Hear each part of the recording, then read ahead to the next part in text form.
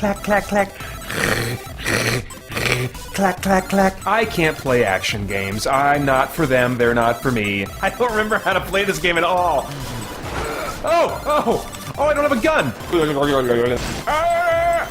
Oh my gosh, he's still alive.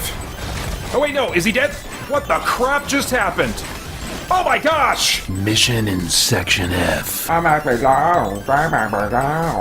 the crap? Oh my gosh! Oh jeez! I didn't know that was gonna bother you so much. It's because I killed your boyfriend, huh? That feels good. That is fun. I'm lacking some serious brain functionality.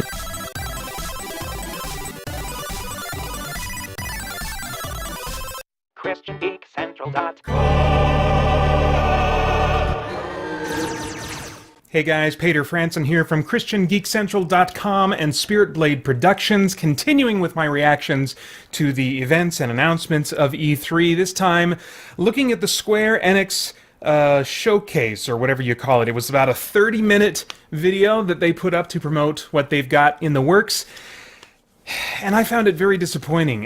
It was really just mostly trailers and unexplained gameplay.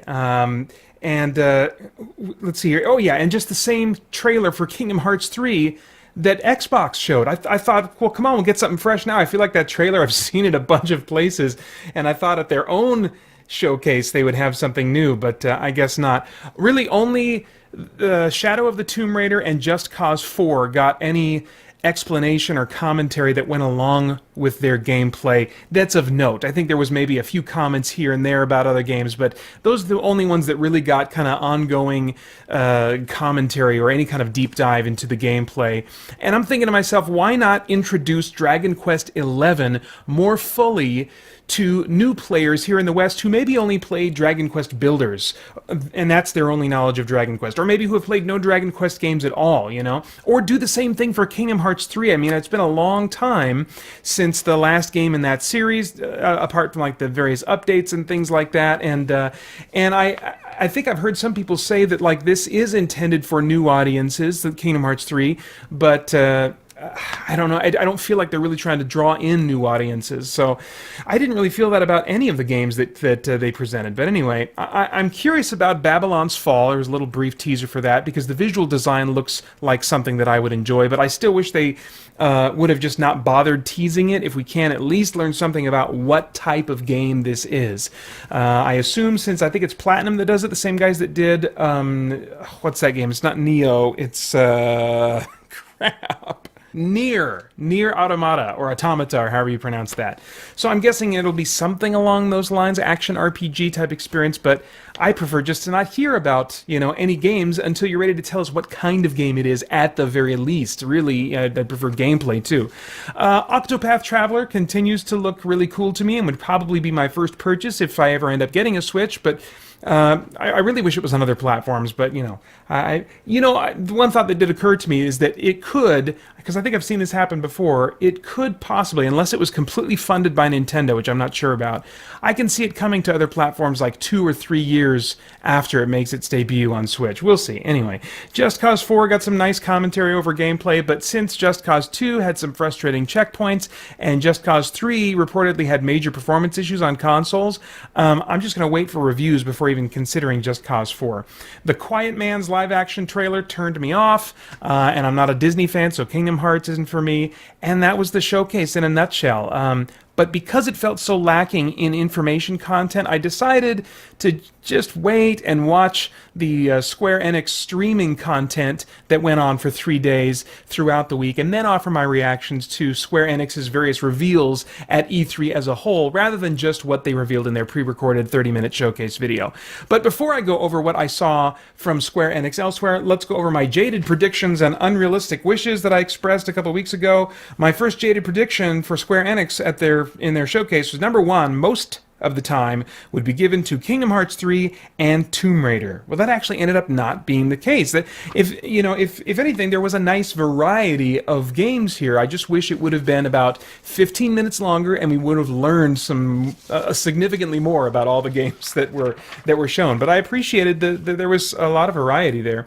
My second jaded prediction was that a splash of time will be wasted on a CG trailer for Final Fantasy VII Remake or a tease lacking details for Final Fantasy XVI. Neither of those things happened, which I appreciate. And then my one wish was that we would get a deep dive of gameplay with commentary for Dragon Quest XI, and of course that did not happen.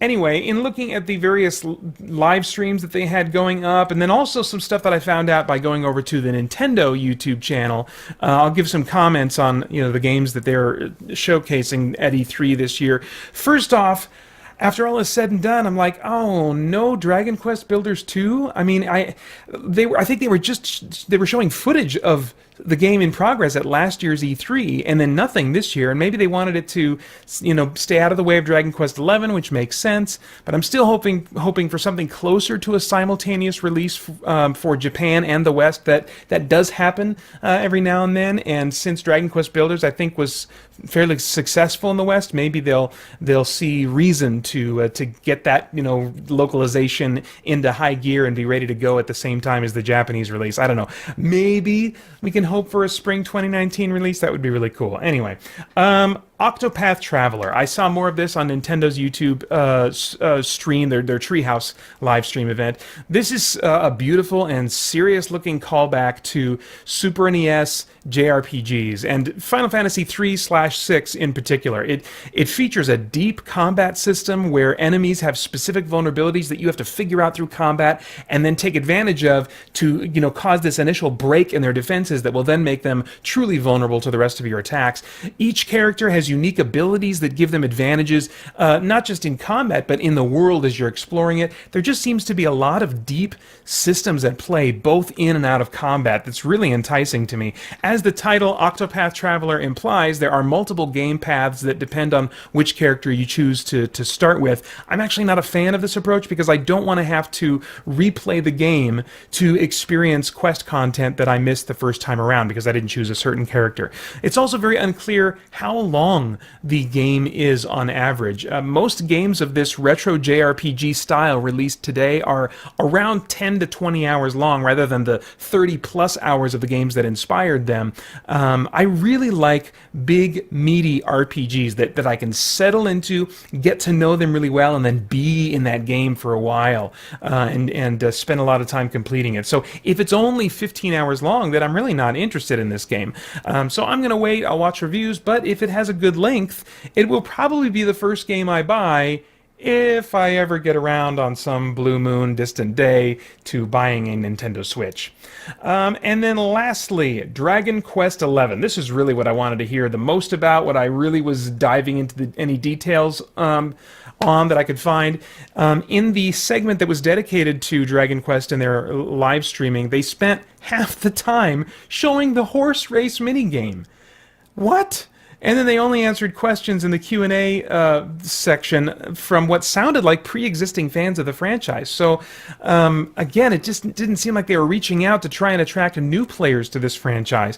For many players, the idea of turn-based combat sounds kind of boring, but Dragon Quest has found ways to keep that pure turn-based combat intact while still making it faster and or more interesting. So it just felt like they were presenting it to people who already knew about Dragon Quest and will already be buying this game. It just felt like a big missed opportunity.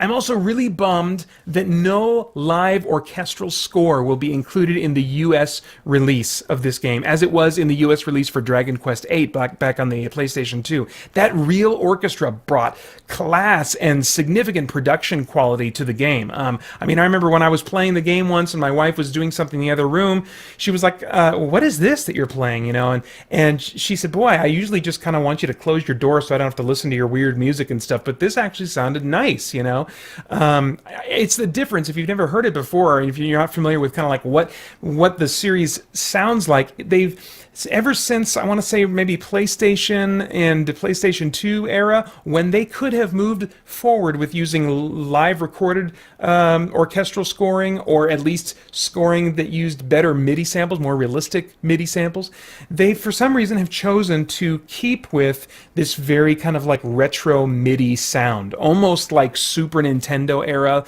somewhere a little above that, but it's the difference between hearing the theme with an orchestra from ba-bum jum jum dum dum bum ba dum ba ba, and instead what you get is I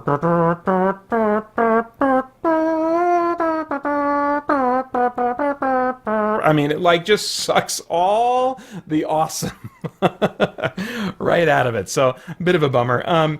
Anyway, it's weird. Even though the technology has allowed for a real orchestral soundtrack, or at least more realistic MIDI samples since Dragon Quest 7 or 8, the low-tech MIDI soundtrack has been an intentional choice, presumably to retain a sense of tradition or nostalgia, which is like the series relies heavily on both tradition and nostalgia in all other aspects of production. They're still using some of the same spell-casting sound effects. I mean, like to a T. It's crazy. And there is some kind of a charm to it. I understand that many fans find those elements vital to the integrity of the franchise, but I really did love having that orchestral score.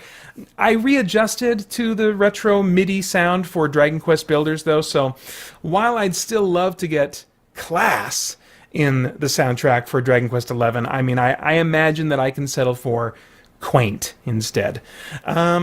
I'm also really hoping the series has done away with using save points. I don't always have control over my schedule, or sometimes just might not feel like committing an indefinite amount of time to exploring a dungeon, and usually you have to save at a church in a town nearby. So, man, please, Square Enix, break from this horribly outdated JRPG practice and let me save wherever and whenever I want. My bedtime can just kind of sneak up on me, and I don't want to be punished for having a responsible bedtime by having to repeat half of a dungeon the next evening.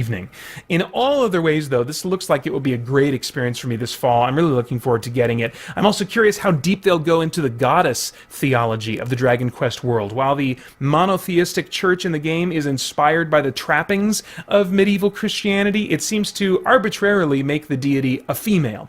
And I've heard people, in real life do that before, or ask the question, well, why can't God be a woman, And what they don't understand, I think, is that from a biblical viewpoint, God isn't male or female. He has no reproductive organs because he's a non-physical spirit. When the biblical text refers to God as he, or father, or any other form of male, it's because analogically, sometimes even metaphorically, describing something about who the text is describing something about who he is, and it's doing that in terms that we can relate to, terms of a father or terms of a man. That has certainly been misunderstood by Christians over the years, and it's also been associated with some unhealthy patriarchal mentalities. But our response to that should be to try and understand Scripture and its cultural and grammatical context more clearly, rather than alter or dismiss it altogether in favor of something that sounds less offensive to us. In my experience with the Dragon Quest series, they don't go into their goddess theology much at all, but I'll still be interested in keeping an eye on it to see if they do anything different this time around. And even more than that, I will be looking forward to that pure and refined turn-based RPG goodness.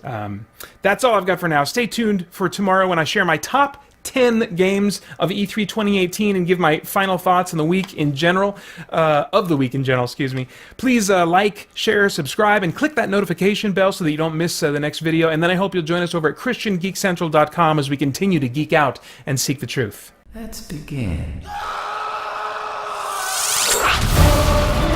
Burn, ungodly filth. What do you want? To make you ours or to make you despair? Spirit Blade Productions presents. Do you have any idea how much I will make you suffer? The horrific agony that I will inflict. Spirit Blade Dark Ritual. Hell will be a refuge for you when I'm finished. For more information, visit spiritblade.com.